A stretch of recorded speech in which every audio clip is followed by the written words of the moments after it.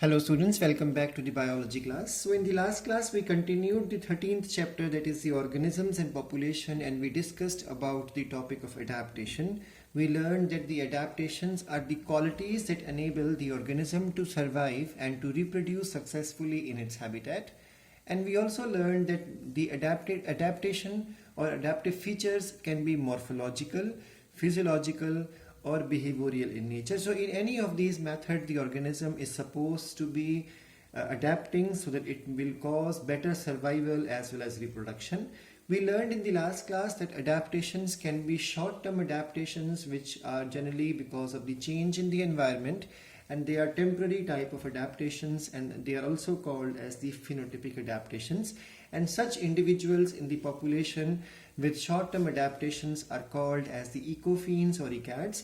And we learned in the last class that the second type of adaptations are the long-term adaptations, which are because of the genetic variation and are called as genotypic adaptations, and such individuals in the population are called as the ecotypes. We learned in the last class the adaptations in plants to the various abiotic factors.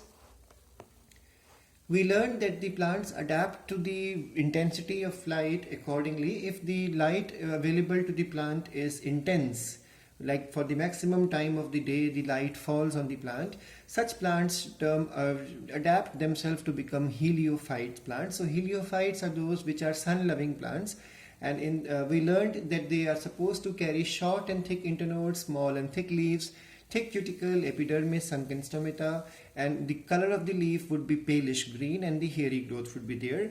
And such plants are adapted to high temperature and they have high metabolism rate also. We learned in the last class that those plants which are adapted to the bottoms to dwell in the filtered light or minimum light availability are called as the Skyophytes. And this happens because of stratification in the ecosystem, in the jungle especially. And such plants will develop soft slender stems, large soft internode, thin and large leaves, thin cuticle on the surface. These stomata would be there, and bright green color leaves. Such plants are adapted to the lower temperature and they have lower or moderate metabolism rate. We learned in the same manner plants are adapted to the availability of water also.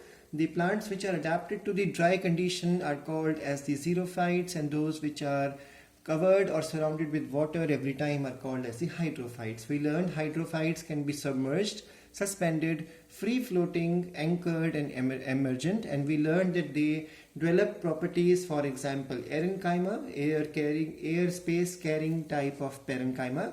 And then they have root pockets. In such plants root hair might be absent.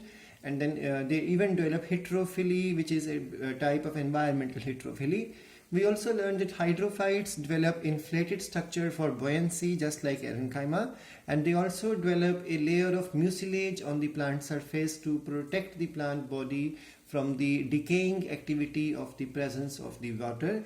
And then they may even have complete absence of the root, or even root could be poorly developed. We learned that these xerophytic plants can be ephemeral, or otherwise they can be annual, succulents with the CAM pathway, or they might be non-succulents also. We learned that they may develop different type of adaptations, for example a very brief lifespan during which by the time rain is over they prepare seeds and die, and then there are some which live for few more weeks after the rain, and then they will die. In the same manner we have the succulents, which are supposed to store water in their body in the form of either water stored in the stem, so succulent stem they may have, succulent leaves they may have, or succulent roots they may have.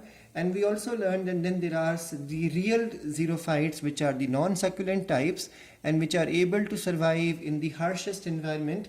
For example the prosopis, acacia, nerium, caparis. We learned that these plants carry heat shock absorbing protein, so they are able to survive in such condition. And then they have proline, which help in the osmotic water potential also. We learned in the same manner plants are even adapted to this varying degree of salt concentration. Those plants which love to grow, or they are adapted to grow in the higher salt salinity in the medium, are called as the Hilophytes.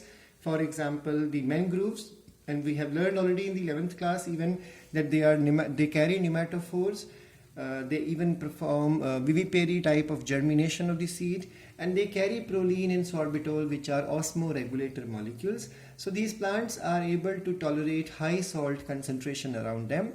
And then there are some plants we learned in the last class which are adapted to the oligotrophic type of soil. Oligotroph stands for nutrient deficient or poor in this nutrient type of soil. And we learned that the plants have developed mycorrhizal association with the fungi, and these mycorrhizal association can be ectomycorrhiza or endomycorrhiza. For example, the higher plants like pine and eucalyptus, they have developed such association because fungus provide them more nutrient for especially the phosphorus from the nutrient poor soil. And in the same manner, plants may even develop into insectivorous plants. We covered in the last class that there are plants like Nepenthes, the pitcher plant, Venus flytrap, sundew trap, all these type of plants. They grow in nitrogen deficient soil. So to overcome this problem, they start eating the insects. They make it into dissolved form and finally consume the protein from there so that they can obtain nitrogen from these insects after digestion. Such plants are photosynthetic, but they have also developed certain structures which help in capturing the insects.